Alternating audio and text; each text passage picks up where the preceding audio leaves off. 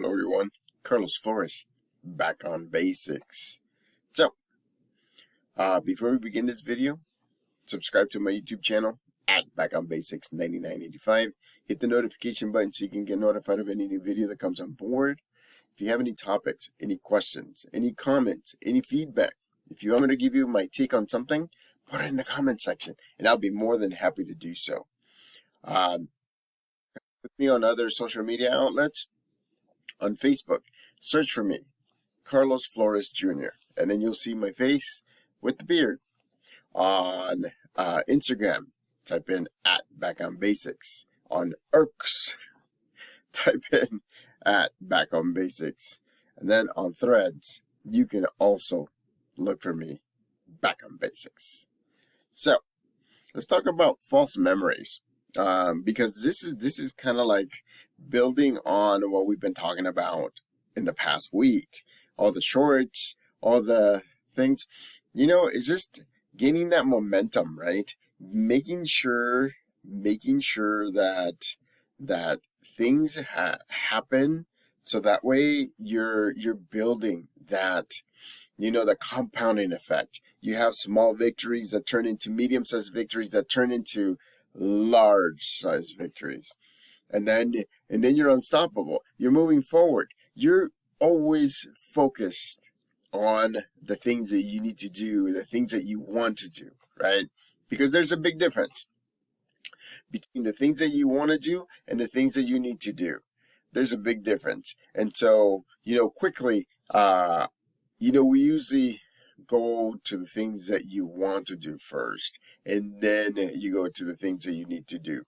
What I would recommend is for you, again, I'm a big list type of person. So what I would recommend is for you to create a list, on a piece of paper, on your phone, things to do, have to do, things need to do, or things that you want to do, or things that you need to do. And so fill it out. Just put the things that you want to do and the things that you need to do. And so look at it, because what I would recommend is for you to do this. Go back and forth. Do one and then another. Do one and another. Because you know what? If you make it the things that you need to do with the things that you want to do, if you do one activity of each and you kind of go back and forth, your mind is getting not only sharp because you're doing the activities that you need to be doing, the things that you need to be doing, but at the same time, your mind is actually getting used to doing the things, and they're kind of blending. So they're not really, in your mind, they're becoming things that you want to do. Because something that you need to do can become something that you want to do, but just repetition, doing it over to make sure that you're getting better. Remember, repetition is great. In psychology, repetition helps you get better, helps you think better, helps you move forward. And so those are the things that you need to do. You need to keep on going forward. I've always said that. You need to move forward. But at the same time, right, you need to have a little bit of everything, a little bit of both. You can't just focus on one super thing unless, you have so many compound victories that you're focused and you're heading out. You should have some sub goals or sub activities that you want to finish. So again, change those you have to finish to you want to finish, right? And so that's just a short little synopsis. But let's go back to false memories, because false memories are kind of like the memories that you think of things that happen, or you think that they happen. They either happen or you think that they happen. And a lot of it has to do with what we've been talking about: perception, life experiences, right? The way that you see things, the way that people tell you that happen. A lot of the times, we're not the best people at remembering things in detail because it impact you in a certain way, or it didn't imprint. And I'm using the word imprint because it doesn't imprint in your mind the way that it does, because again, as you're living this situation, or a dream, or this memory that comes back, there's so many things that are being affected by. I mean, the way that you felt that day when that memory was created, the way that you attached it to a memory tag. Remember, we talked about memory tags, right? Here's your memory. Here's a memory tag, right? For me, the easiest ways for me to remember things is attaching a memory to maybe music. So I usually play music in the background. Whenever I'm grading for the university, for the psychology classes that I teach, I have music in it because I'm imprinting memory tag. So it's easier for me to bring out. Whenever you're doing something, do an activity or connect it to some memory tag so that way you're able to bring it out. Because otherwise, remember what I said, your memory gets stored in different places in your mind.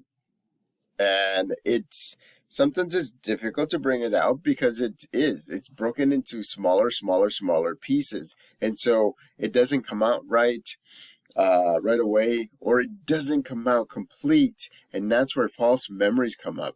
A lot of people, it's a lot of people talk about this because false memories are misunderstandings as well. If you remember that this happened, right, on a certain day with somebody that you were with, but they don't remember it, but you did not process things the way that they should, then a lot of the times you're gonna have to make sure that you're able to process your memory, hear what the other person has to say about their memory, and then see what's in common and what it's not, and see how that is. This is false memory. Sometimes, they come up because of trauma. They come up because of stress. They come up because of not wanting to do things. I mean, it is what it is. It's a really good psychological term, but it's something that it's hard to explain because you're the one building the memory. And sometimes the memories are true, right? But sometimes there may not be. And again, it all depends on your surroundings, on how you perceive things, on your life experiences, and different things. Because remember, when you have life experiences, like for example, for me, the war, right? So whenever memories in my mind get stored dealing with like war or armies or anything, those are very vivid because of my experience when I was a child. Do you see what I mean? Because they're imprinted. That's imprinted in me. And so it makes it easier. So, or whenever I'm studying for a test, or whenever I'm doing that and I don't do well, it's because I'm just studying and studying, but there's no imprint. There's no connection to that memory. And sometimes whenever we read something, and it happens to me, I have to read things sometimes 2 or 3 times because I get a picture of what I'm reading, but then I go back and I'm like, well, I didn't see this. And so sometimes we have these false memories because we're processing things that we think we're seeing, we're hearing, we're tasting, we're feeling, but we're not. There's something else that has been added to it. And that's based on, again, your life experiences, the way that you do things. I mean, false memories are one of the things that slow us down, because false memories can literally slow you down because you think that you've done something, or you think that you have said something, or you think that you've been part of something when you in reality you're not. You haven't. And so we have to be careful and we have to be mindful that as we're processing our thoughts, that it's critically thought. It's critically thought. Because if we don't critically think about these memories, some of them are gonna slip in there, and then they're gonna get saved in your mind. The thing is, they'll come out, and you'll think that that's the reality. You'll think that that's the way that it went down, but in reality it did not, because there's some false aspect to that memory. So what do we do, right, to do that? Again, write a list. Lists are great because you can see it, and your mind can set it aside and not process it as much as it should, or it should be, because you have it written down. Remember, that's one of the best ways to do things, to process things, to make sure to do. So I'm going to tell you this. Your support system, right? It's great to get a perspective from them. It's great to get a perspective from somebody that you trust, somebody that you know it's going to be neutral, somebody's going to give it to you the way that they see it, and they're not sugarcoating everything, because you need to hear their perspective in order for you to see your perspective and see what's different and what's not. There's been a lot of examples of false memories. I mean, there's people that, that they think that, I don't know. I mean, they think that they've been in tragic accidents when they haven't. There's been times where people think that they've seen something when they haven't, or they talk to somebody when they haven't. And the thing is, stress, depression, anxiety, all of those things. If you're very anxious, or if you're very stressed, or if you're not feeling your best, sometimes, there may be some changes in the way that you store your memories, and it's also the way that you see things and the way that you remember things. Because again, going back to my example, something with war, something with army, something with like bombs or like shells or like things like that. I mean, I'll remember those like very detailed, but that's because of my experience when I was a kid. But even like that, I'm not going to be looking at the whole thing. See, that's the thing.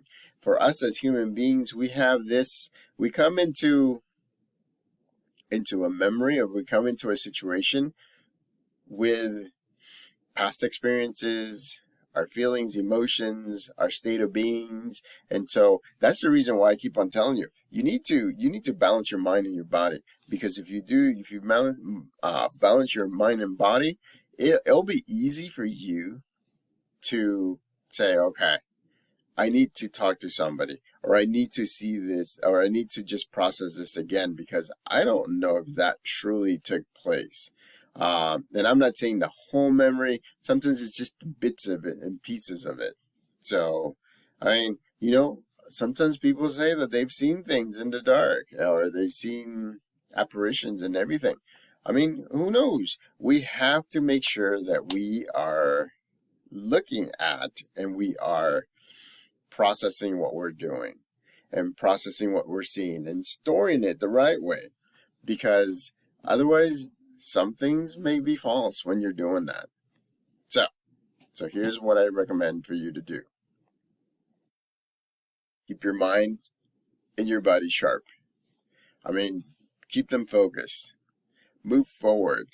Always make sure that you're doing the things to do so that way you're balanced. If you're feeling sick, you may see things a little bit different. If you're feeling down, if you're feeling stressed, if you're feeling depressed, you may see things that are a little bit different. I mean, even being in a different room or a different place and seeing things may change things because you're perceiving it, right? You're using your life experiences to make sense, and you're using your memory, right, to make sense of what you're seeing, and you're storing it. And again, it all depends on a lot of different things. How you're going to store it, where you're going to store it, how easy it's going to be to come out. I mean, again, the reason why I'm doing this video is because a lot of times false memories are the things that hold us back. We can't do that. We can't let something that didn't happen hold you back. So you need to move forward. You need to reassess it. You need to look at your support system. You need to do it in the present moment. You need to do it in the here and now. So, process it.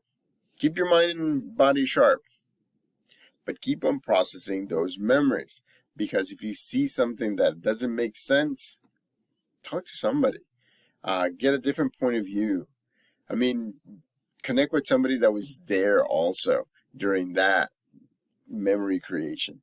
And so make sure, because a lot of the times we don't do things, or we slow down, or we feel like we're not going to get to our goals and dreams because of a false memory.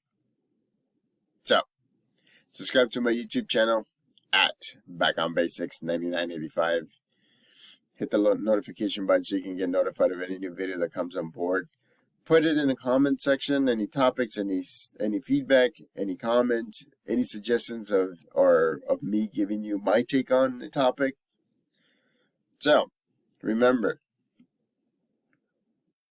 process things. Remember, don't let things that are slowing you down be not the correct memory that you have. You have to make sure, because you don't want a false memory to slow you down just because you thought that that took place, or you saw that, or you experienced that. Reflect, especially in your memories that are holding you back. Reflect, because our goal, yours and mine, is to move forward. Till next time, Back on Basics.